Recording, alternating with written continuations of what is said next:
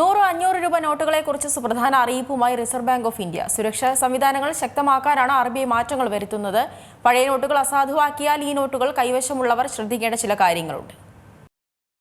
Digital ഇടപാടുകൾ കൂടിയെങ്കിലും ഗ്രാമങ്ങളിലും ചെറിയ കടകളിലും പണമിടപാടുകൾക്ക് ഇന്നും വലിയ പ്രാധാന്യമുണ്ട്.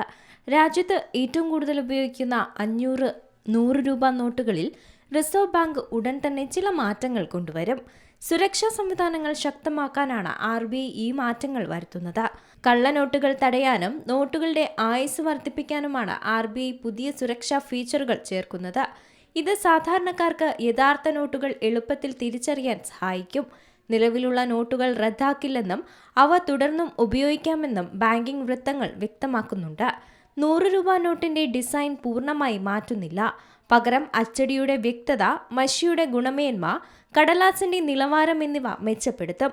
കൂടെ മടക്കിയാലും നോട്ട് പെട്ടെന്ന് കേടാക്കാത്ത രീതിയിലാണ് പുതിയ മാറ്റം.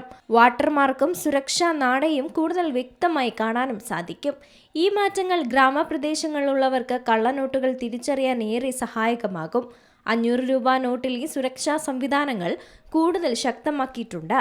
ഇക്കാര്യത്തിൽ ഒരു ബുദ്ധിമുട്ടും ഉണ്ടാകില്ലെന്നാണ് അധികൃതരും അറിയിച്ചത്. ഉയർന്ന മൂല്യമുള്ള നോട്ടായതിനാൽ കള്ളനോട്ടുകൾ ലക്ഷ്യമിടുന്നത് ഒഴിവാക്കാൻ മൈക്രോ പ്രിന്റിംഗ്, നിറത്തിലെ കൃത്യത, ഡിസൈൻ വിശദാംശങ്ങൾ എന്നിവയും മെച്ചപ്പെടുത്തിയിട്ടുണ്ട്. അതേസമയം നോട്ടിന്റെ അടിസ്ഥാന ഡിസൈനിൽ മാറ്റമൊന്നും വരുത്തില്ല. പഴയതും പുതിയതുമായ നോട്ടുകൾ ATMകളിലും ബാങ്കുകളിലും സ്വീകരിക്കും. ജനങ്ങളുടെ ക്ഷേമവും കറൻസിയുടെ സുരക്ഷയും കണക്കിലെടുത്തുകൊണ്ടാണ് ഈ ഒരു മാറ്റം. News desk C Malayalam news.